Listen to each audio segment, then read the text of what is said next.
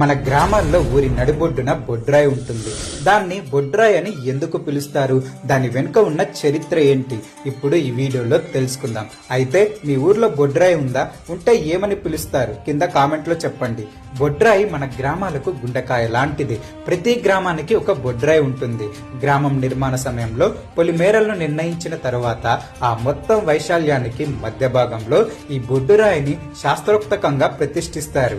అయితే మానవ శరీరంలో నాభి ఎంత ముఖ్యమో గ్రామానికి ఈ బొడ్రాయి అంతే ముఖ్యం.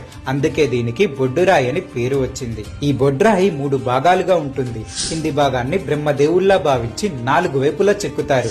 మధ్య భాగాన్ని విష్ణువుకు గుర్తుగా 8 వైపులా, పై భాగాన్ని శివుడికి గుర్తుగా లింగాకారంలో చెక్కుతారు. ఊరి మధ్యలో ఒక వేదిక లాంటిది కట్టి దానిపైన ఈ బొడ్రాయిని పెడతారు.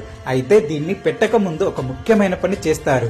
బొడ్రాయి కింద ఊరిని కాపాడే 8 దేవతలకు ముఖ్యమైన శీతలాదేవి అమ్మవారి యంత్రాన్ని పెడతారు. అలాగే అన్ని దిక్కుల సర్వతోభద్ర యంత్రాన్ని కూడా భక్తిగా పెడతారు. ఇదంతా ఊరికి ఎలాంటి ఆపద రాకుండా కాపాడుతుందని నమ్ముతారు. బొడ్రాయిని పెట్టడం, పూజలు చేయటం ఒక్కో ప్రాంతంలో ఒక్కోలా ఉంటుంది. కొన్ని ఊర్లలో బొడ్రాయిని మాత్రమే పెడితే మరికొన్ని చోట్ల ఊరి దేవతలను కూడా కలిపి పూజిస్తారు. ఏదేమైనా దీని వెనుక ఉన్న ముఖ్య ఉద్దేశం ఒక్కటే, ఊరి ప్రజలు బాగుండాలని. చూశారు కదా, బొడ్రాయి అంటే కేవలం రాయి కాదు, మన ఊరికి ఒక ప్రత్యేక గుర్తు. ఇది మన గొప్ప సంప్రదాయాలను, నమ్మకాలను తెలియజేస్తుంది.